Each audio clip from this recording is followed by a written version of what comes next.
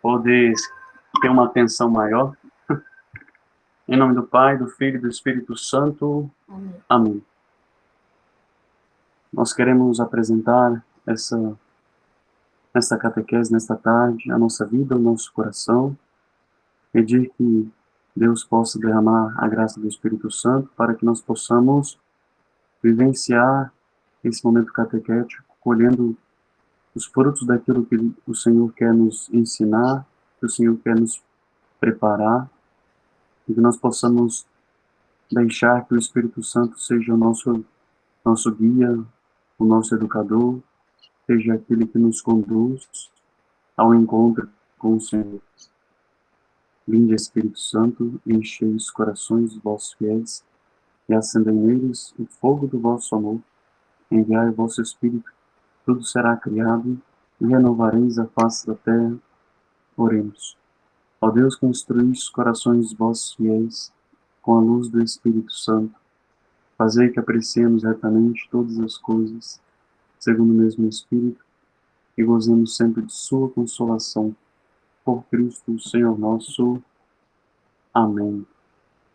Que Deus abençoe a nós essa catequese em nome do Pai, do Filho e do Espírito Santo. Amém. Então, nós vamos dar continuidade. Não sei se a gente vai conseguir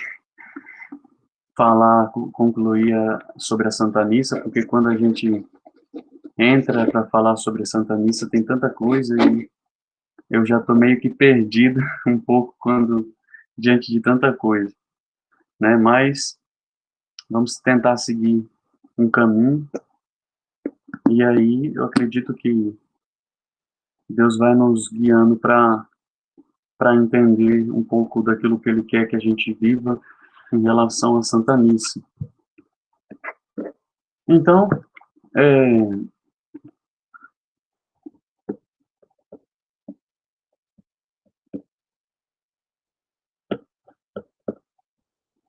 só um momento.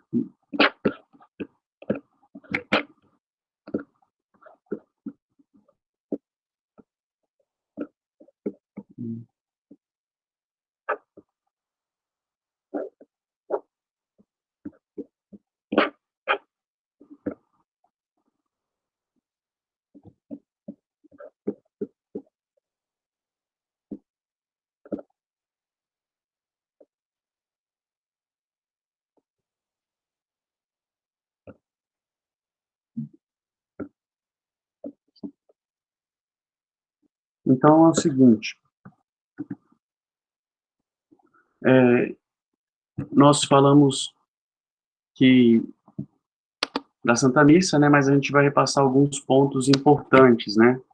Por exemplo, entender que na Santa Missa nós estamos então como assembleia, né, participando não só da ceia do Senhor, mas do sacrifício do Senhor, né?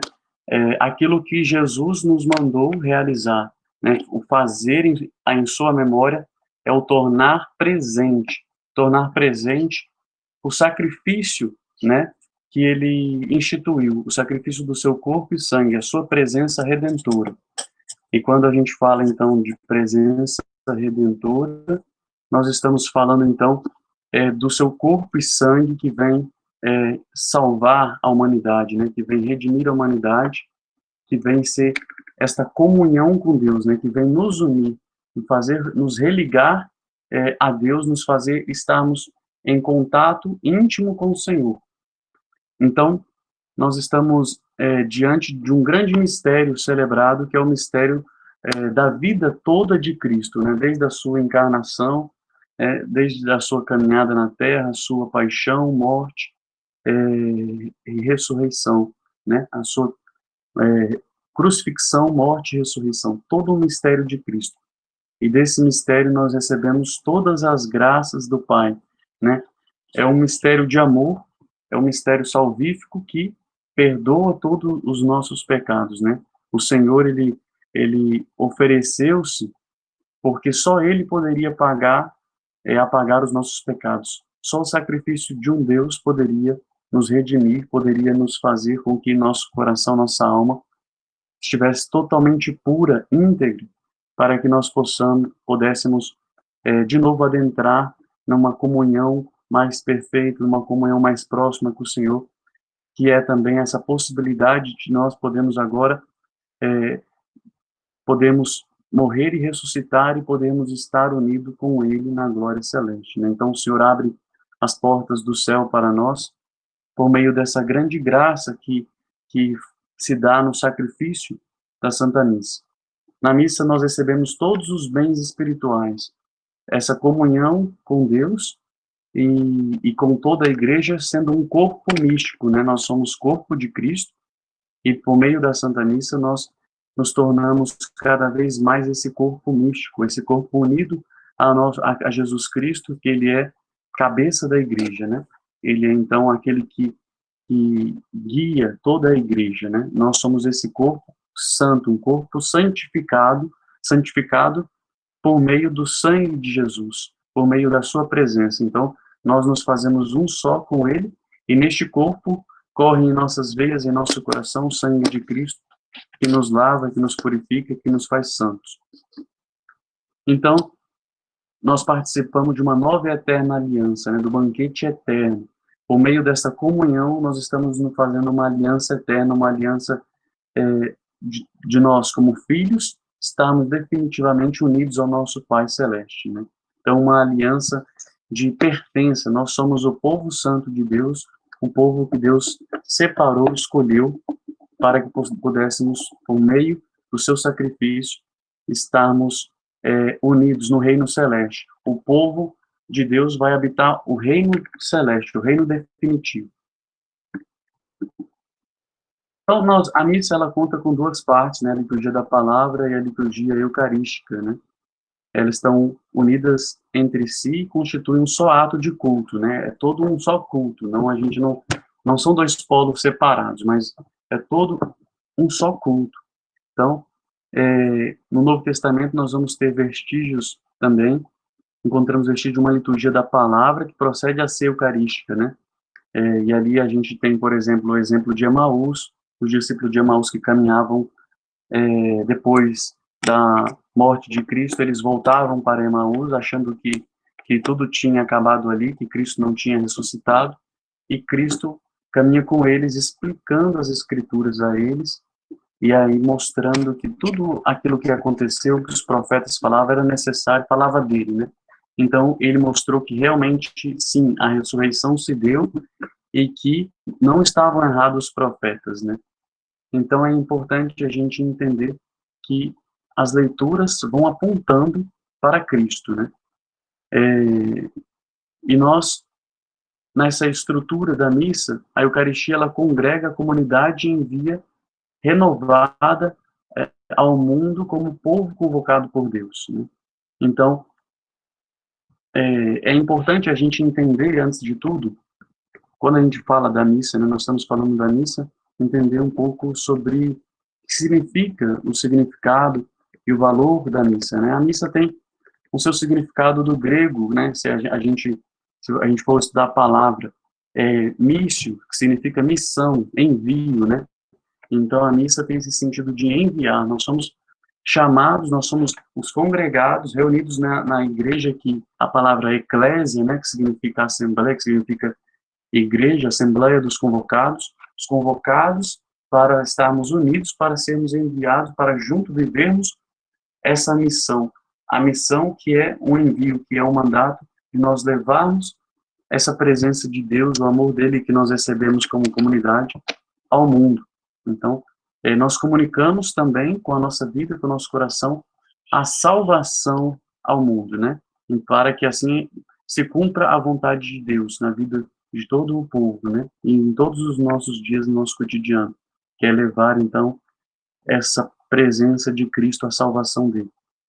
A missa, então, que nós temos hoje, ela tem origem na ceia judaica, como a gente tinha falado, e a ceia pascal de Jesus, né? Jesus, ele foi ali dando uma característica própria à sua ceia pascal, né?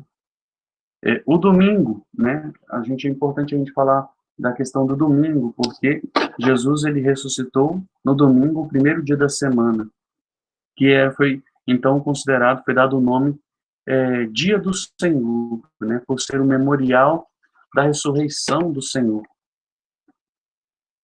E nesse dia do domingo, os fiéis eles são chamados para ouvir a palavra de Deus, participar da Eucaristia, que é recordar, vivenciar a paixão de Cristo e a ressurreição e a glória do Senhor.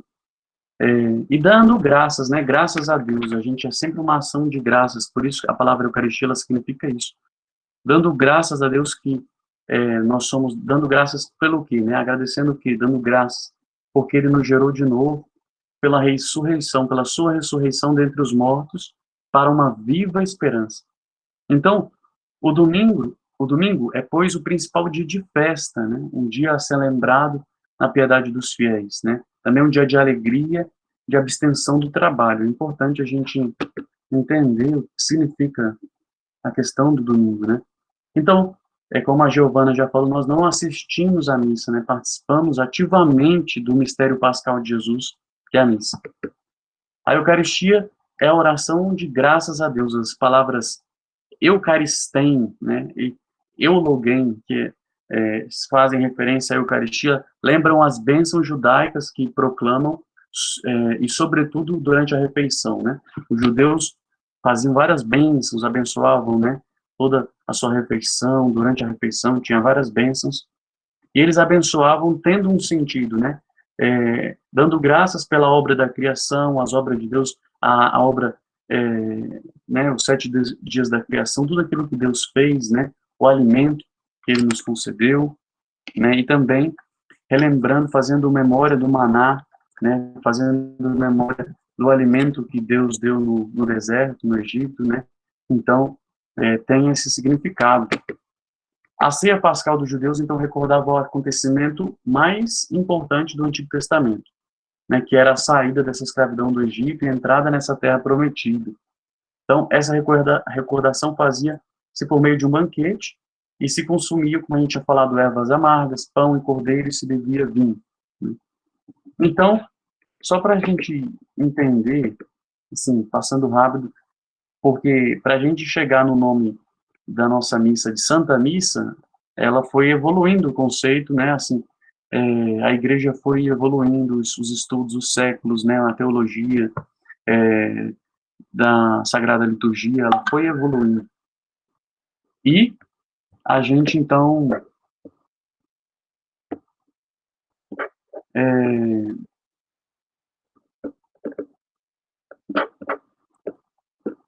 só um momentinho.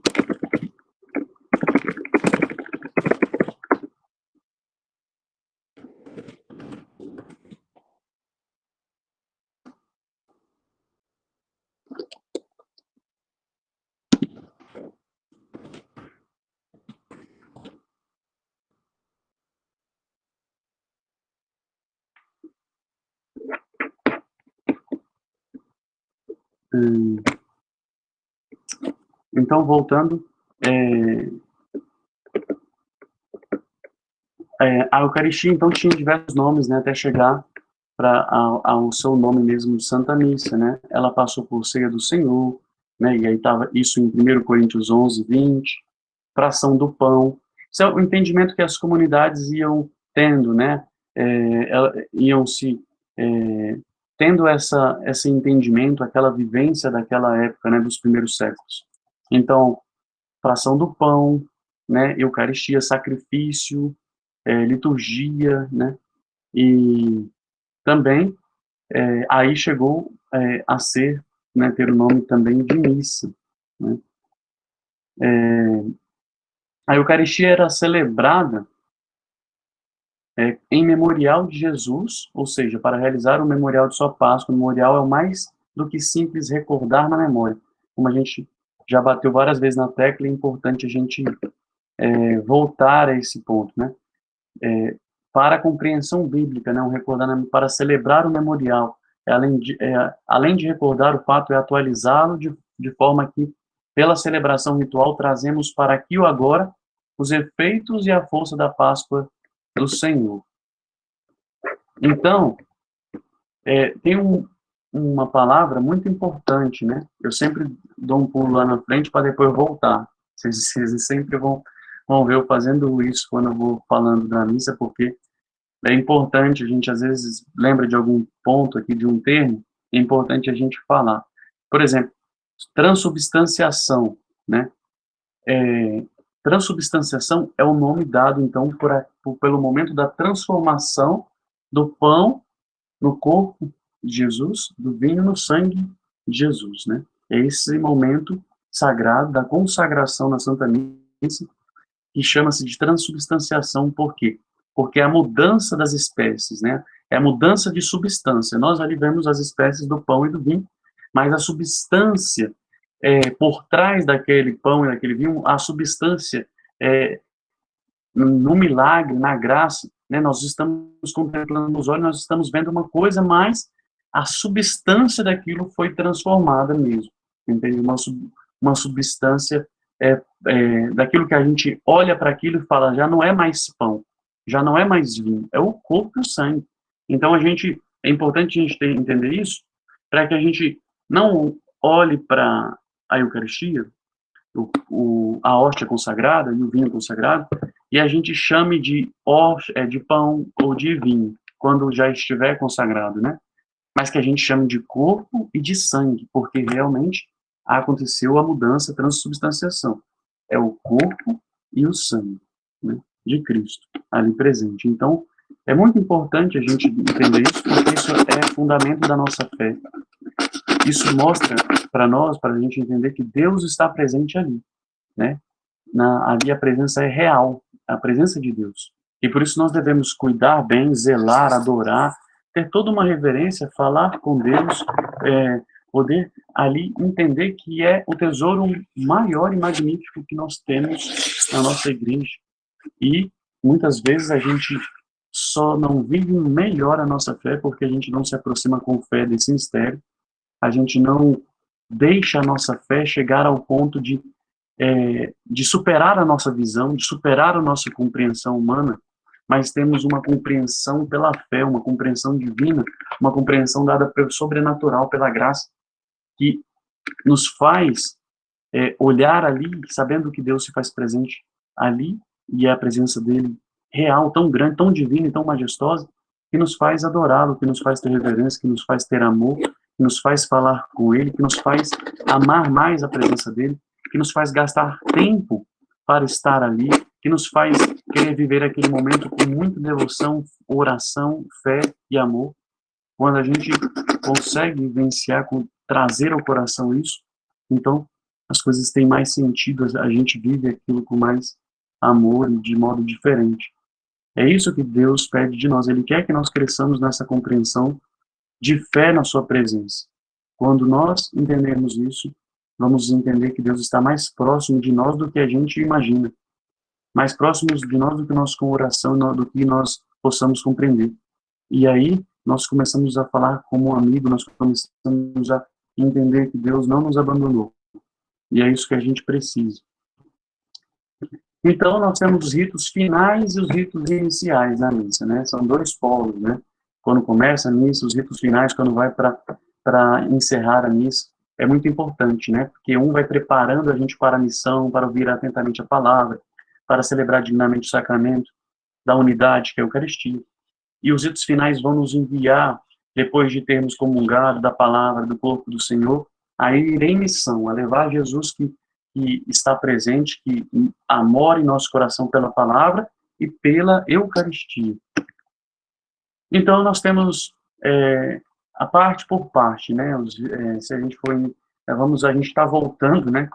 Às vezes eu vou retornando, mas é importante a gente retornar em alguns pontos para a gente, vamos dizer assim, não deixar passar algumas coisas importantes. Mas se já falamos algumas coisas, vamos passar rápido, né?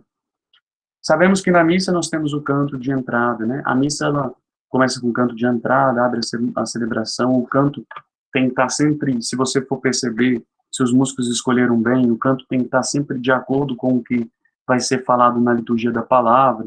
Não pode ser qualquer canto, não é um canto, assim, aleatório. A gente tem que prestar atenção na letra dos cantos e vamos perceber que tem uma ligação profunda com aquilo que está sendo celebrado, né? E deve ter essa ligação. Então, já é um ponto aí. Eu queria já abrir um parênteses para falar sobre a questão das palmas, né? Uma grande questão que pode na nossa igreja muita confusão e aí a gente pode não entender muito bem, né? Vamos entender então a questão das palmas. Nos documentos, nos rituais, nos livros, não falam que a gente deve bater palmas, né? Não tem assim, agora é o momento das palmas. Realmente, não tem essa afirmativa assim, de a gente ficar aplaudindo nos cantos e em diversas coisas. Não tem. Porém, a nossa missa, a nossa realidade da nossa cultura no Brasil, nossa realidade de costumes daqui das nossas igrejas no Brasil, nosso modo também cultural de ser, não só na nossa cultura, mas outras culturas no mundo, tem um costume, né, de se expressar de modo mais alegre, vamos dizer assim, quando tem os cantos, a gente, né, tem essa coisa diferente em relação aos cantos, né, a gente, né, é muito espontâneo, muito alegre, um povo bem diferente, assim, nesse sentido, né, então a gente acaba manifestando, o nosso corpo fala, né, nosso corpo reage, e a gente quer ali vivenciar aquele mistério, aquela graça, aquilo que estamos vivendo, a gente quer expressar no nosso corpo, né.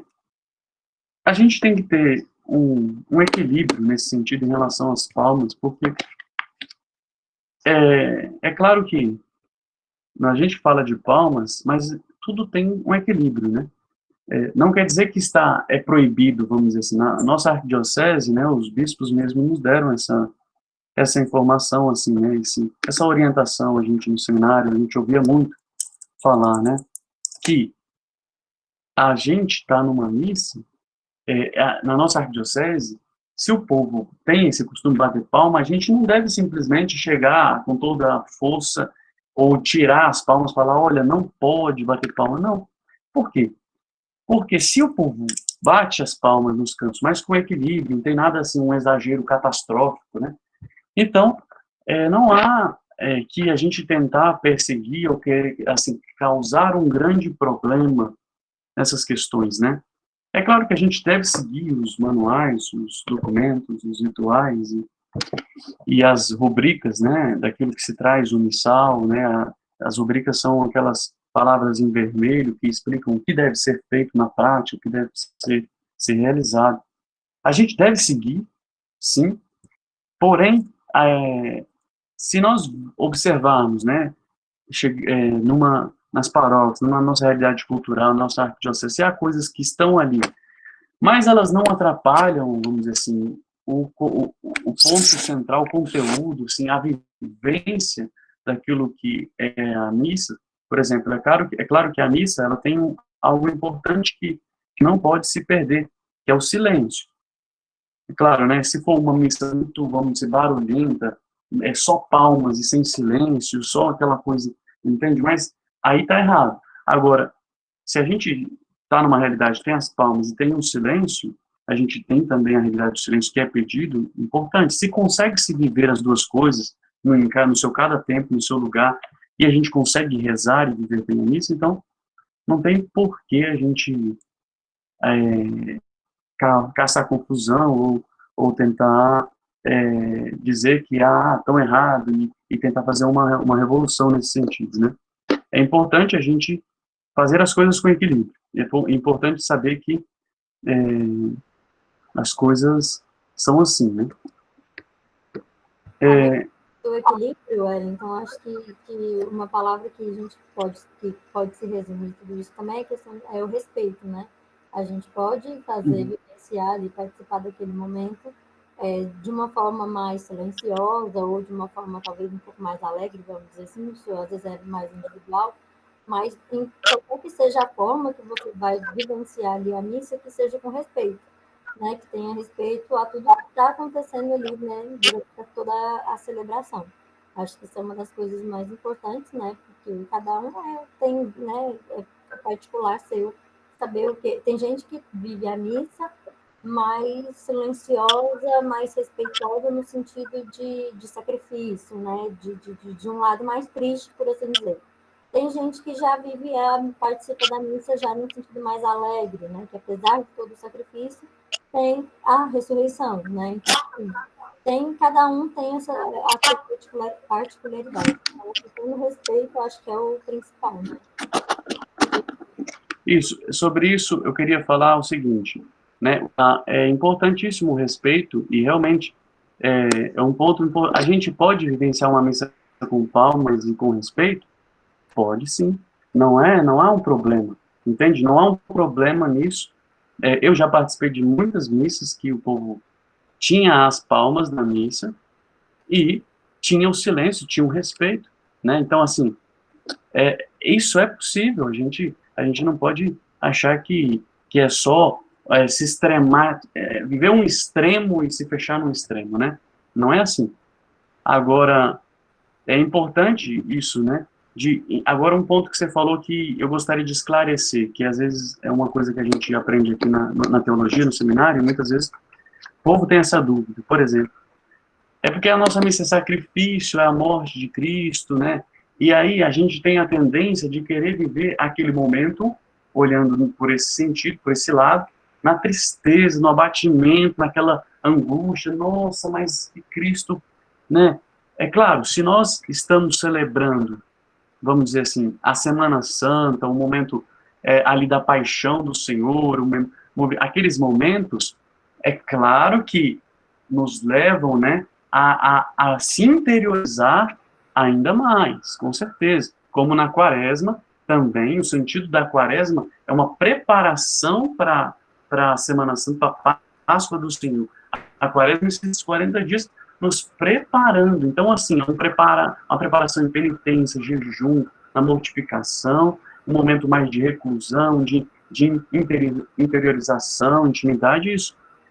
Então, mas a gente, aí sim, agora, por exemplo, a gente está no momento depois da Páscoa, da ressurreição, do Pentecostes, aí a gente vai vivenciar aquele momento assim, cabisbaixo, parecendo assim que a gente está realmente num velório, porque a gente está, não, mas Cristo está morrendo aqui. Ah, calma lá, meu povo, vamos entender então o mistério celebrado, vamos entender. O mistério celebrado é o seguinte: Cristo, não pensam assim que na missa está acontecendo assim, é um processo passo a passo. Cristo agora está sendo arrebentado, está sendo chibatado. Agora ele está recebendo os pregos e agora não, meu povo. O mistério todo que no momento aconteceu, ele acontece na missa, mas ele acontece de modo tão assim atual que todo o mistério acontece de modo único, de modo conjunto, você está entendendo? Assim, ali nós temos Jesus já ressuscitado, é um mistério completo, não entende? Não é um mistério só ali de Cristo, ali crucificado, não é um mistério só de Cristo ressuscitado, é todo o mistério junto, entende? A gente contempla todo o mistério, o sacrifício, a doação de Cristo, contempla a ressurreição dele. A missa é um contemplar totalmente, é um contemplar, assim, abundante de todo o mistério. E por isso, a gente não deve cair no extremo de ficar vivenciando apenas um aspecto. Porque o aspecto, vamos dizer assim, mais, vamos dizer, central da missa é a ressurreição. Nós estamos ali contemplando, nós estamos contemplando um Cristo morto, ou um Cristo que está ali pregado na cruz. Nós estamos contemplando um Cristo glorioso ressuscitado. Sim, porque quando ele é transformado, quando nós temos a Eucaristia, nós temos o corpo e o sangue dele, ali é todo o mistério se deu ali presente, e ali nós estamos, ali é Cristo ressuscitado, ali nós temos a presença dele, entende? No sentido ali, não pense que assim, não, aqui é Cristo no momento que ele estava ali, perto de morrer, entende? Aí a gente está reduzindo o mistério de Cristo, aí a gente está inventando uma nova heresia, um novo problema aqui, grande. Então, assim, vamos entender essa realidade do mistério completo, o mistério total, é Cristo total, né? A presença dele completa. Então, assim, por isso que não tem problema. A gente se alegra na missa, há sim um motivo para se alegrar. Nós temos muito motivo para se alegrar quando nós glorificamos a Deus no glória. Nós estamos dando glória a todo o mistério, entende? Deus enviou Jesus, Jesus morreu pelos nossos pecados, ele teve compaixão de nós, ele, entende? Ele acolheu a nossa súplica, entende? Ele é o Senhor que subiu aos céus, está sentado, reinando à direita de Deus Pai. Nós estamos contemplando um mistério cristológico e um mistério trinitário. São as duas coisas que a gente contempla no glória, não é só o mistério trinitário. Então, o que acontece? Ali, nós vivemos imensamente uma alegria de poder glorificar o Senhor. Então, o povo expressa essa alegria, porque o canto é alegre, o povo expressa que as palmas já vai automático, assim, já vai, aí é do costume do povo, entende? Agora, é claro que eu falei, não pode ter um rock and roll, um forró, lá e o povo, assim, todo estrambelhado. Então, assim, eu preciso ter respeito e equilíbrio, né? Essas duas palavrinhas aí eu pego assim, né? Porque quando eu falava de equilíbrio, já incluía o respeito, mas é bom que a Giovana destaca o respeito dentro do equilíbrio, e a gente coloca, então, as duas, assim, destacadas, para a gente entender, né? Mas até aí tudo tranquilo, né, meu povo? Tudo bem, né? É importante a gente entender passo a passo a missa, por quê? Porque, outra coisa que eu vou abrir um parênteses rapidão aqui, né? Vocês podem usar o chat também, né? Às vezes assim, porque eu vou falando alguma coisa, vocês podem digitar no chat, que às vezes eu também vou dando uma olhada aqui. A gente quase não usa o chat, né? Então, se tiver alguma coisa, também pode ir mandando ali, que às vezes eu vejo e vou, né? Mas fechando o parênteses,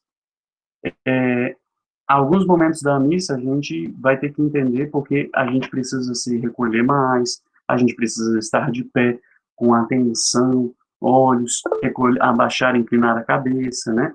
Então, assim, a gente tem várias coisas, bater no peito, né? A gente vai entender tudo isso, né?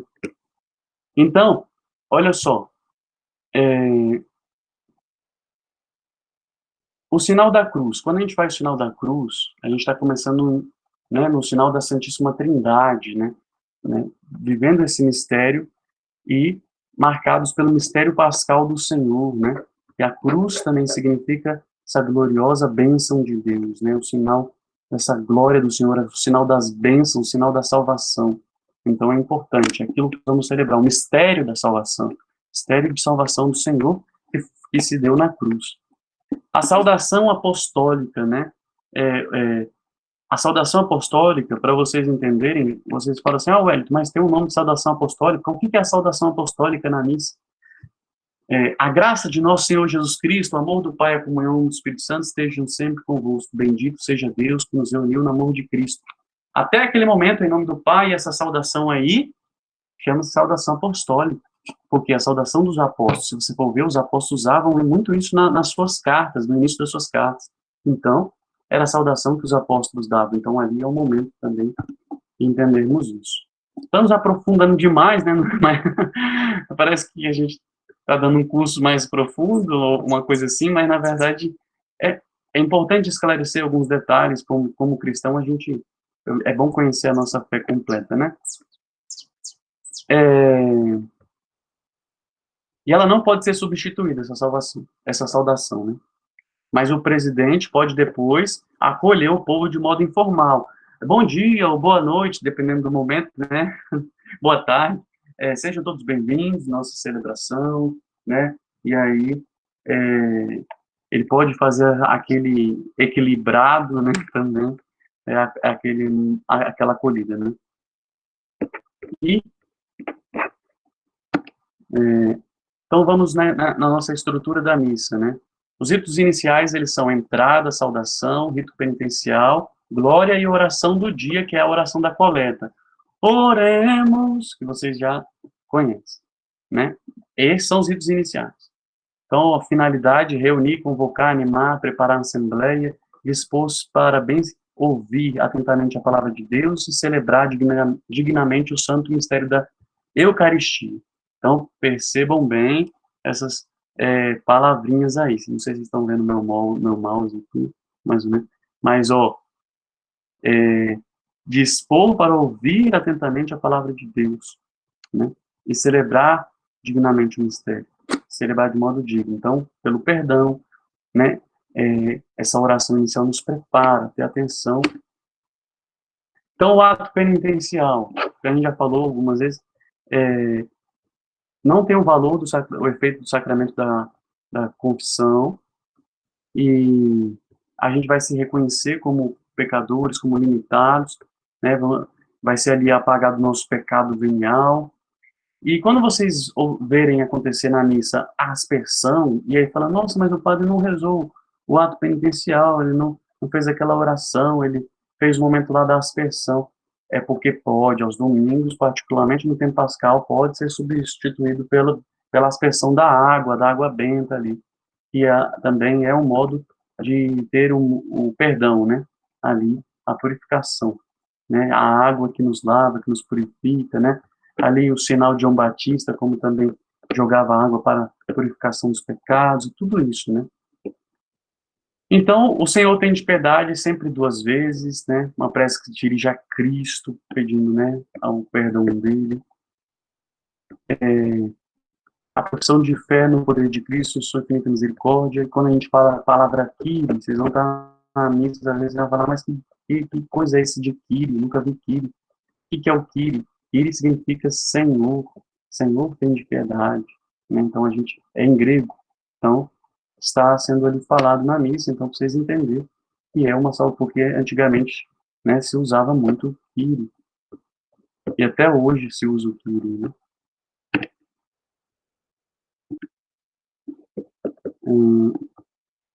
O Glória, como a gente já falou do Glória, é um hino antiguíssimo, né?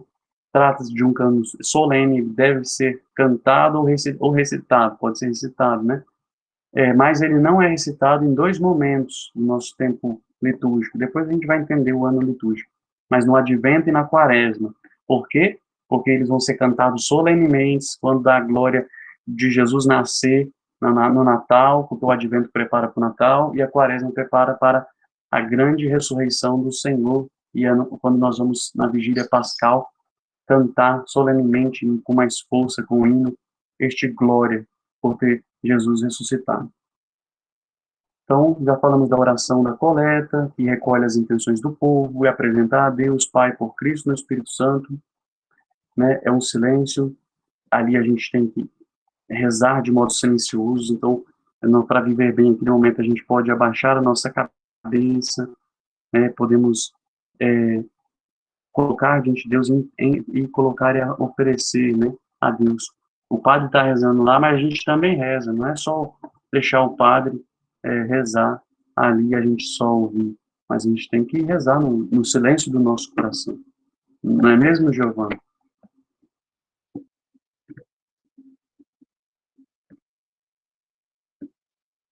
Ô, Giovana, você vai me ajudando aí, vai complementando também, vai falando. Você pode me cortar a hora que você quiser, você tem toda a liberdade. Na verdade, todo mundo aqui tem a liberdade de me cortar, entende? Mas ainda mais a Giovana, né?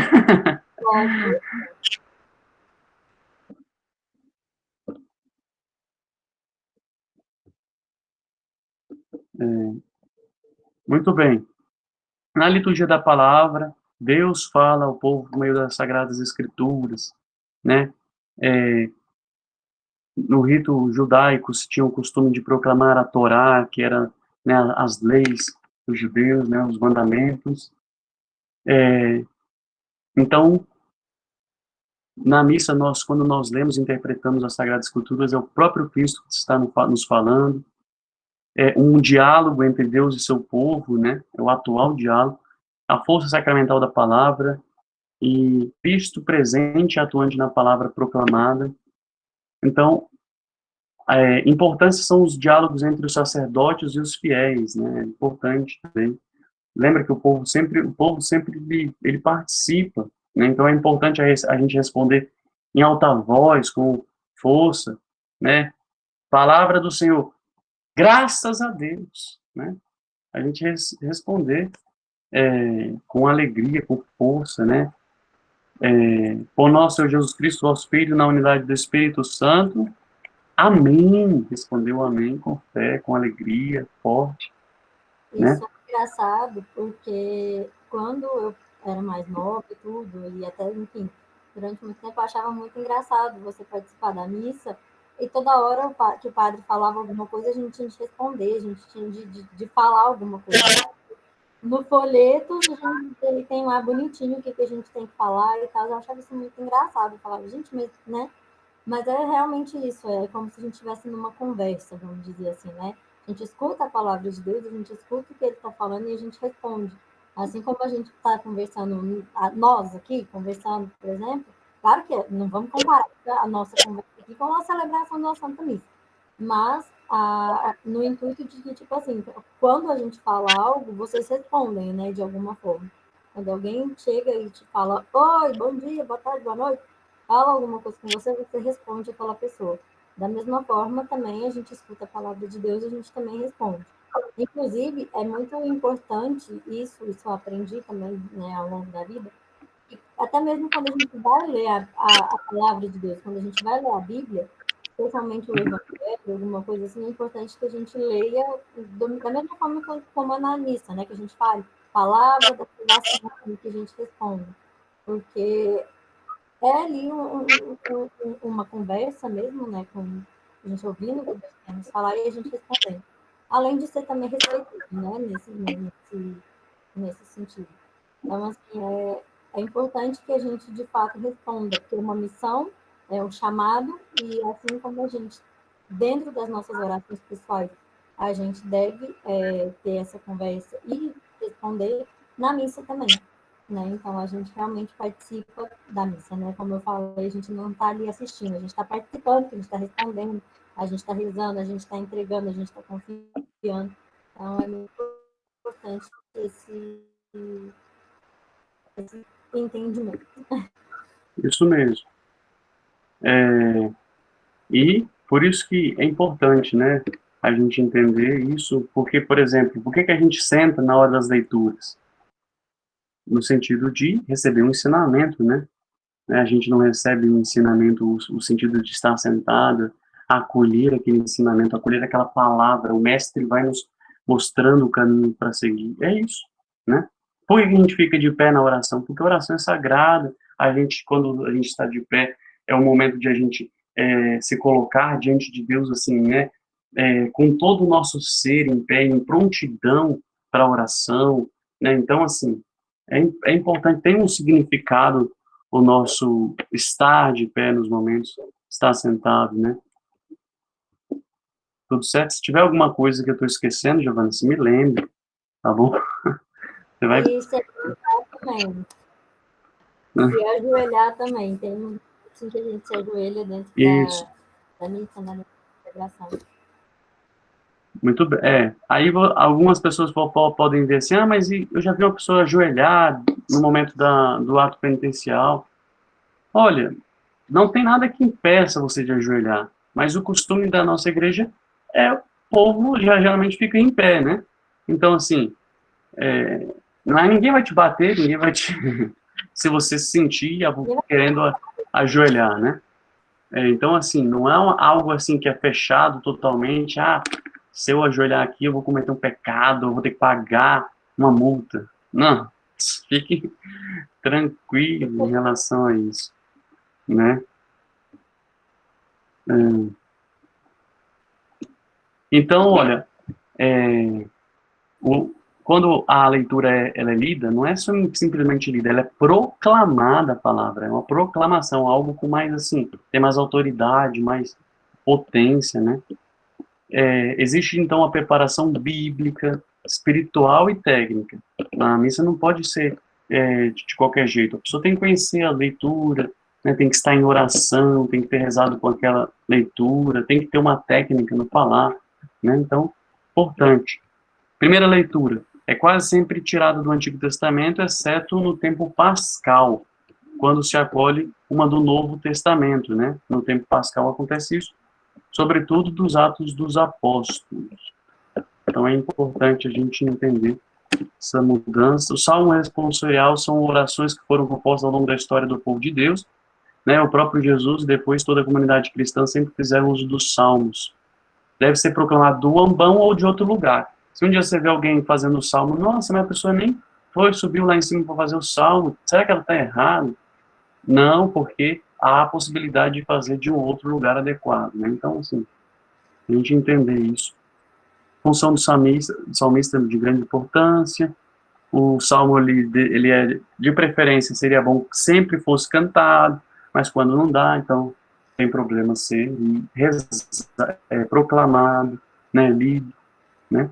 Agora mesmo, né? Se não puder ser cantado... Oi? Eu ia só fazer um parênteses, porque agora mesmo, nesse tempo de pandemia, né, uma pessoa apenas está fazendo a primeira leitura, né, o Salmo, e a segunda leitura, justamente por conta de todas essas questões, enfim, de todos os cuidados que a gente precisa ter.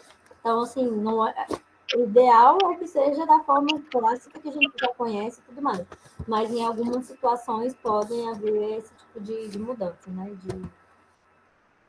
Isso. A segunda leitura é sempre um texto do Novo Testamento, ou dos Atos Apóstolos, ou do Apocalipse, ou de um outro livro do Novo Testamento. Então, a gente entender que é usado, né, quando a gente fala livro do Novo Testamento, né, são ali das cartas também, né, de Paulo, e as cartas, né, que tem ali no Novo Testamento. Esses textos da segunda leitura destacam-se de modo especial, então, os fundamentos da fé, da vida da igreja em seus inícios, vai sempre falando ali do contexto da vida da igreja, né, tem como referência o ponto central a pessoa e a obra de Jesus, né. A aclamação ao evangelho constitui, então, uma ação por si mesma.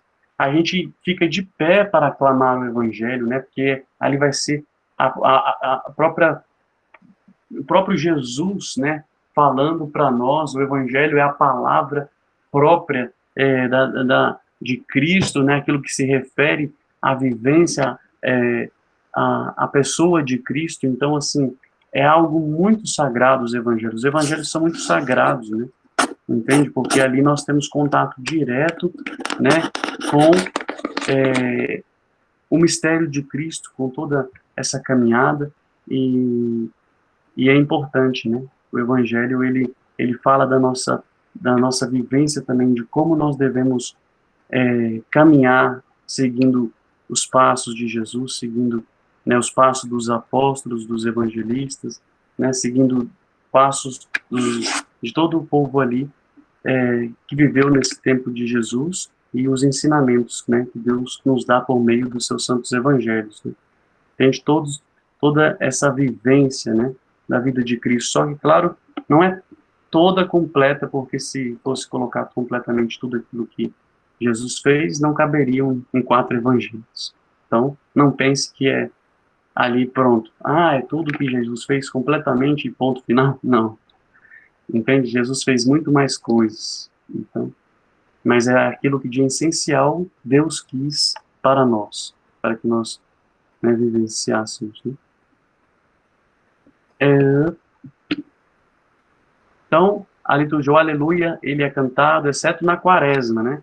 Então, não cantem um aleluia na quaresma, se um dia você virar cantor da igreja, né? Porque o aleluia vai ser cantado na ressurreição, na Páscoa do Senhor. Por isso que é importante a gente vivenciar esse momento de se guardar o aleluia para um momento especial da ressurreição do Senhor, onde ali nós estamos na quaresma vivendo um momento de, como eu falei, de penitência, um momento de deserto com o Senhor, um momento das tentações, no sofrimento. Nós estamos caminhando com Jesus até a cruz. E é muito sofrimento, muito deserto, muita provação, muita, né? Então, sim,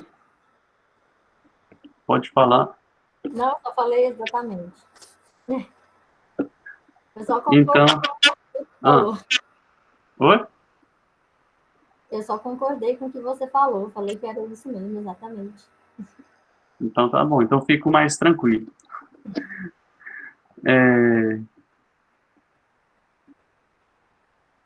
Beleza. Na missa vocês vão ver também sequências, né? Tem uma sequência de Pentecostes, sequência na Páscoa, né? Não, exceto nos dias de Páscoa, de Pentecostes, canta seu aleluia, né? Então, mas existe umas sequências também, né? nas missas. Aquilo é parte do ritual da missa, da liturgia, não está errado, meu povo. Quando vocês verem a sequência, é para cantar. Não é só para deixar o cantor cantando, não. Ah, então, o Evangelho é o ponto culminante da liturgia da palavra. Cristo se comunica na sua palavra e a salvação a toda a igreja. Os evangelhos nas missas dominicais estão divididos, como falei, ano A, Mateus, ano B, Marcos, ano C, Lucas. O evangelho de João é narrado nas festas litúrgicas em ocasiões especiais, né? Depois nós vamos entender quais são as festas e tudo. Homilia é parte integrante da ação litúrgica e deve estar a serviço do povo de Deus. Um leigo pode fazer homilia? Não. Um seminarista pode fazer homilia? Não exatamente, porque se o padre o exigir muito que ele faça, aí o seminarista acaba fazendo por respeito e obediência ao padre. Mas não deveria ser feito, né? Mas, né, acontece de acontecer, de acontecimentos. Então, assim, não vá achar que é o fim da picada, aqui, né? Então, a homilia, o diácono pode fazer homilia? Pode. O diácono pode e deve fazer homilia também. Então, né, o vosso diácono aqui já está aí se preparando para as homilias, né? Hoje eu já fiz homilia aqui, Pode. tá aqui, eu vou mandar para vocês a minha homilia, para vocês lerem, aí ver se eu estou no caminho certo, Quero. tá bom? E quando você for celebrar a missa toda, por favor, nos avise, tá? Nos convide. Ué, já estão mais que convidados, né? Não, Mais que muito bem. Então, a homilia, ela tem que estar relacionada às leituras, não pode ser qualquer da cabeça do padre, ou qualquer coisa. Sempre entendam isso, meu povo. Vocês, como povo fiel cristão, católico, devem saber. A homilia, como é que é? Ela vem da onde? Vem das leituras, da primeira leitura, do Salmo, da segunda leitura, do Evangelho. O padre tem que falar dessas leituras, explicá-las, tocar, fazer uma ligação dessas leituras na vida do povo, né? Então, assim, pode ter alguma coisa catequética? Pode, entende? Mas claro que não pode ser o essencial, assim, algo que seja só isso, né? Pode citar algum documento, pode citar, né? Assim, não é você fazer toda uma homilia sobre só aquilo. Então, assim, é importante, o centro é Cristo, as leituras que se apontam para Cristo e o que Cristo quer nos mostrar na vivência, que a gente colhe, né, desses ensinamentos. uma curiosidade, que é bem curiosidade. Existe um tempo predeterminado, uma quantidade limite ou mínima, máxima, sei lá, de tempo que o padre... De tempo? É. Tem. Assim, o Papa, assim, não é que tem, assim, na verdade, assim, não tem uma lei, um livro, assim, falando assim, olha, se você não seguir esse tempo, você está cometendo uma multa. Tipo, não tem, assim, uma fiscalização, tem aconselhamentos, tem palavras, tem orientações, entende? Tem pedidos, mas não tem, assim, determinações falando assim, olha, Santa Sé, o Papa determina, se não fizer em 10 minutos, você vai ter que pagar, vai ser expulso da igreja, sei lá. Não, o Papa aconselha, pede, então pede o quê? Pede que seja 15 minutos, né? Então, a gente vê que homilias passam de 15, de 20, 30, 40, uma hora. Mas fiquem tranquilos que eu vou tentar ser breve. Tá bom?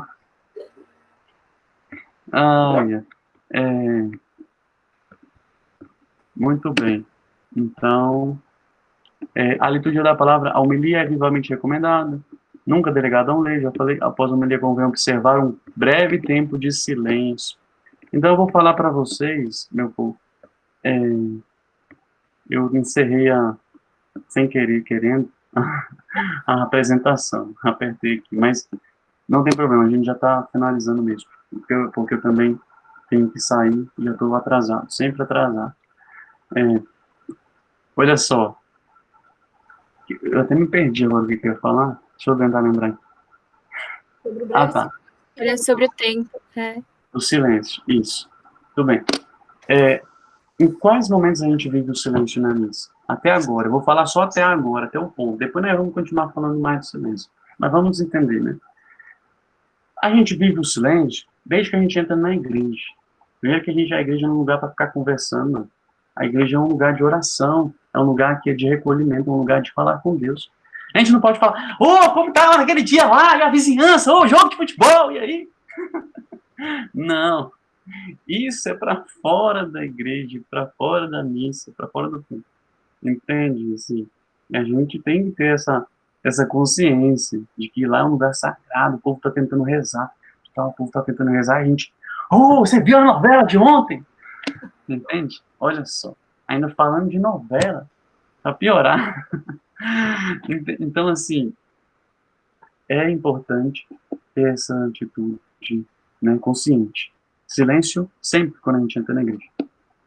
E ainda mais, quando começa a missa, aí a gente tem que, olha, o silêncio é fecundo e sagrado. Quando a gente vai fazer exame de consciência dos nossos pecados, tá ali no ato penitencial, não é só para cantar o Kyrie e falar assim, Senhor, tenha de piedade, mas eu não lembro de nenhum dos pecados, eu não me arrependo, nem peço perdão.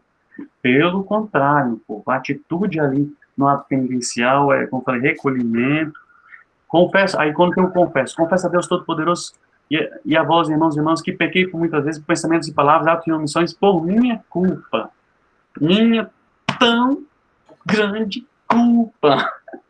A gente bate no peito para reconhecendo os nossos pecados, que a gente é pecador, entende? É uma atitude humilde, entende? Então, por isso que a gente bate quantas vezes? 10 vezes? 19 vezes? 3 vezes? Não Ou sei. 2? Entende? Por minha culpa, minha tão grande culpa. Tem uns que batem 3, tem uns que batem 2. Dá Né? vontade de bater muito na cara, né? Pra ver se aprende. Mas, assim, eu acho que, nesse caso, deve ter uma norma entre 2 e 3. Mas não passa de 3. Né? É o ideal. Se quiser 2 também, não tem problema. Mas 3 também não tem problema, né? O importante é reconhecer esse pecador e fazer o exame de consciência ali, ou assim, pequei nisso, pequei aquilo, me purifica para me receber a Eucaristia. São pecados leves, então, peço teu perdão, para que eu possa comungar dignamente. Não vá pensar que qualquer pecado, assim, vai te impedir de comungar. Se for um pecado bem leve, você se arrepender profundamente, e você tem a intenção de confessar depois, você pode comungar. Entende? Por quê? Porque o ato penitencial é muito mais do que só se preparar para a comunhão. É da nossa vida, é um exame de consciência, é diante de Deus, todo o nosso ser, nosso coração, né? Certinho? No oremos. Oremos.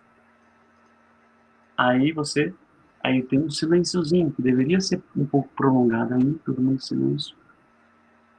Colocando as suas intenções na missa, pedindo, entende? Quando está sendo proclamada a palavra, a gente está em silêncio, escutando, vivenciando, entende? Depois da homilia, por que é recomendado um momento de silêncio? Para que aquela palavra caia no nosso coração. Aí faz um silêncio, o padre faz um silêncio, o povo absorve aquela palavra na sua vida. Entendeu? É vivenciar o silêncio. Beleza, meu povo? Então, assim, por hoje é só. Nós paramos, deixa eu ver aqui, nós paramos aqui na profissão de fé. A gente, na verdade, você viu, eu retornei, a gente voltou tudo de novo, né? É sempre assim, é sempre um voltar às fontes. Mas eu prometo que da próxima a gente vai continuar para frente. É bom que quem não está aqui, né, na nossa turma, né, tem a Karine, claro, só a Karine mais que está participando, né, ativamente, né? Mas os outros não sei se estão acompanhando pela gravação, mas é importante a gente continuar juntos no mesmo ritmo, né? Então é bom. E é bom que hoje a gente tirou também algumas dúvidas, algumas coisas. Falamos das questões práticas até a metade. Agora nós vamos falar das questões práticas da metade para lá, porque não tem muita dúvida nas questões práticas aí. Basicamente é isso, né? A gente já sabe os momentos que a gente tem que ficar em pé, em silêncio, entende? Responder, né? A gente responde, Senhor, tem de piedade, Senhor, tem de piedade, o amém, o glória a gente fala, o graças a Deus, aquilo, a gente tem que sempre, a gente tem que responder, né? Bendito seja Deus que nos reuniu no amor de Cristo, no início, né? Participar desses momentos, é responder aquilo. O Salmo, a minha alma canta, a minha alma canta ao Senhor, a minha alma tem sede de Deus. Aí, como terra sedenta sem água. Aí você, a minha alma tem sede de Deus, como terra sedenta sem água. Você repete aquele refrão. O refrão é do povo. Se a salmista está cantando, você tenta cantar com ela, se não for algo tão extraordinário, difícil acompanhada, né? Porque às vezes tem umas melodias que... Mas é importante cantar. Cantar os cantos da missa é vivenciá-los. Não é só deixá-la, bonito, né? Olha só, os músicos estão cantando lá. Nossa, estão cantando bem, olha, estão cantando bem. Não, é cantar com eles. Entende? Mais do que a gente ficar avaliando se eles estão acertando, é a gente cantar junto, cantar com, né? Cantar. Eles só dão sustento, a gente continua os cantos. Mas não conheço os cantos, canta o refrão. Vai aprendendo, vai ficando tentando assim, né? E logo, logo a gente grava os cantos. Então é isso. Certinho?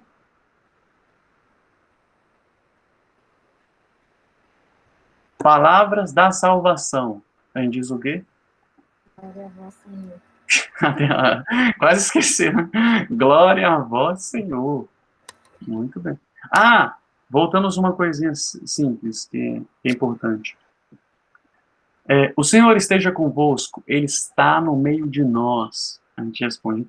Proclamação do Evangelho. Aí a gente faz a cruz lá, né? A gente não sabe nem o que fazer, qual cruz eu faço, e agora? Vamos lá.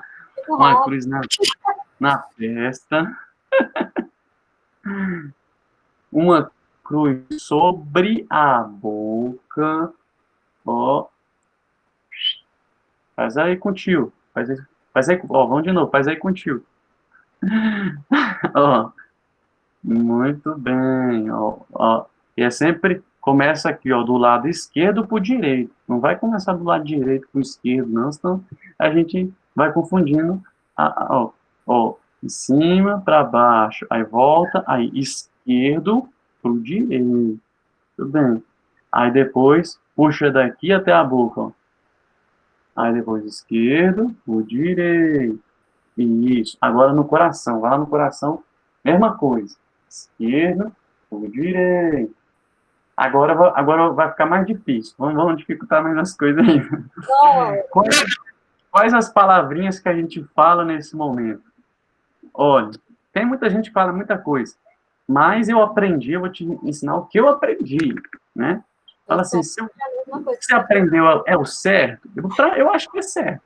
Então, assim, vamos me seguir um pouco nesse sentido. Se tiver errado, nós erra todo mundo. Mas eu acho que ele está certo. Vocês vão repetir assim, palavra de Deus na minha mente. Faz aí, fala palavra de Deus na minha mente. Já é diferente do meu.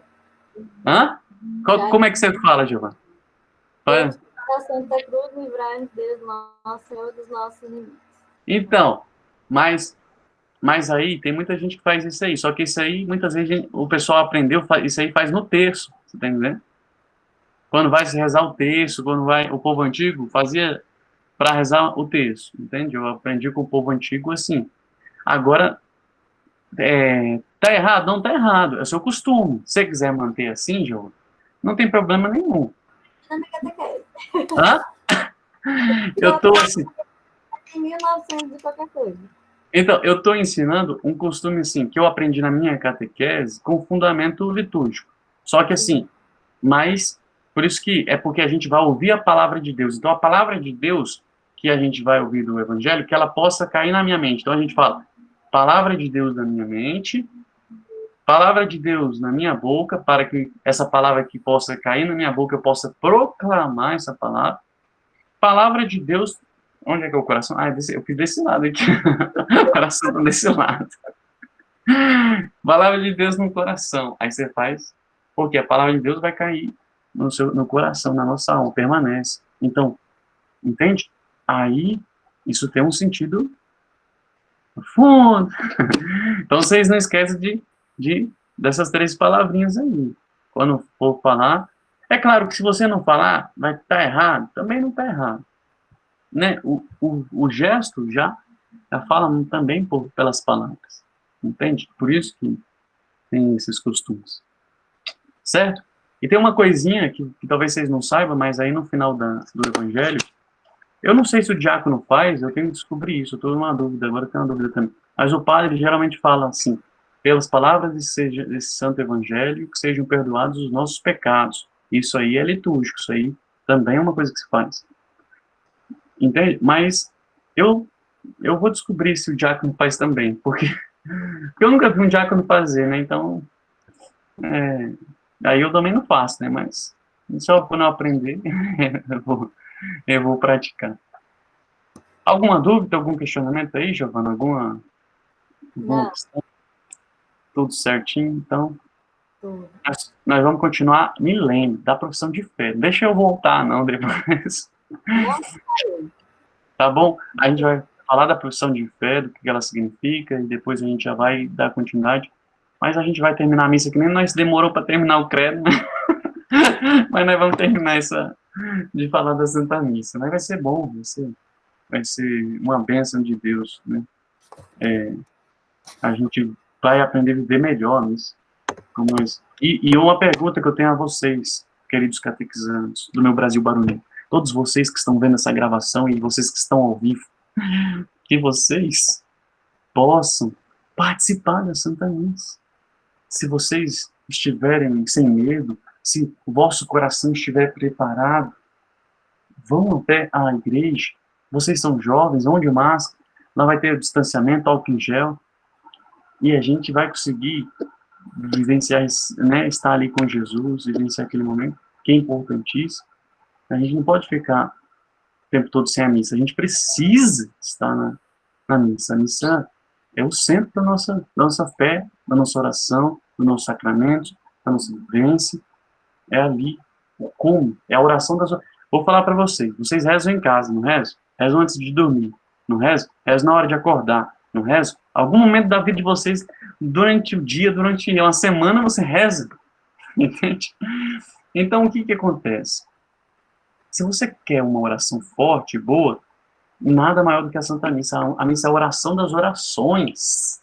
Se você rezar a Santa Missa, você está fazendo a maior oração da sua vida, da sua alma, do planeta, da galáxia sideral. Entende? Então, é a oração suprema. É a oração que nos une mais próximo a Deus. Ah, mas eu não comungo ainda, eu não recebo Jesus. Olha, as graças da Santa Missa, elas são derramadas sobre todos, entende? Mesmo aqueles que ainda não comungam, não deixam de receber graças da missa. Recebem.